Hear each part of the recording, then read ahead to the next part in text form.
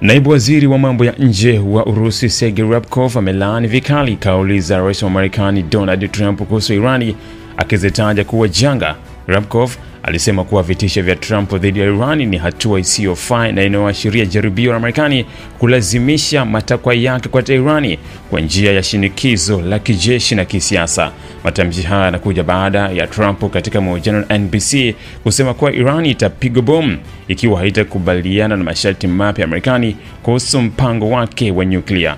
Trump amekuwa akisisitiza kwa wiki kadhaa kwamba chaguzi zote ziko mezani, akimaanisha kuwa hatua za kijeshi dhidi ya Irani zinawezekana ikiwa Tehran haitafanya mazungumzo na Washington. Katika kujibu matamshi ya Trump, Ali Larijani, mshauri wa kiongozi mkuu wa Irani Ayatollah Ali Khamenei, alisisitiza kuwa ikiwa Irani itashambuliwa na Marekani au Israel, basi taifa hilo halitakuwa na chaguo jingine zaidi ya kutengeneza bomu la nyuklia kwa ajili ya kujilinda. Larijani aliweka wazi kwamba shinikizo la Marekani na vitisho vya kijeshi vinaweza kuilazimisha Irani kuchukua hatua kali zaidi za kujihami. Katika mahojiano na chapisho la Urusi, alisema kuwa tumeshuhudia vitisho na kauli za mwisho zikitolewa.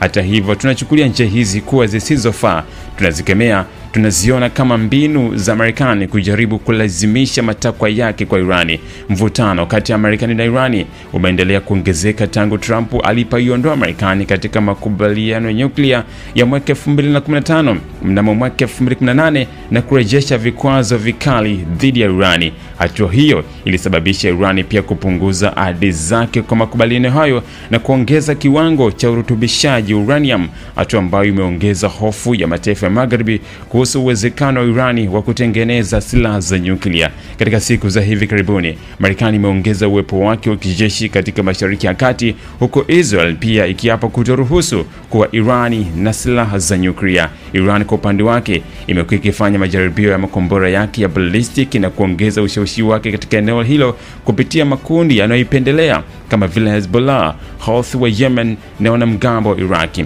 Urusi, ambao ni mshirika wa karibu wa Irani na mhusika mkuu katika siasa za Mashariki ya Kati, imesisitiza kuwa mzozo wa nyuklia wa Irani unapaswa kushughulikiwa kwa njia ya mazungumzo na si kwa vitisho. Moscow imeendelea kuikosoa Marekani kwa kutumia mbinu za shinikizo na vikwazo dhidi ya Irani, ikisema kuwa hatua hizo hazitasaidia kufanikisha suluhisho la kidiplomasia.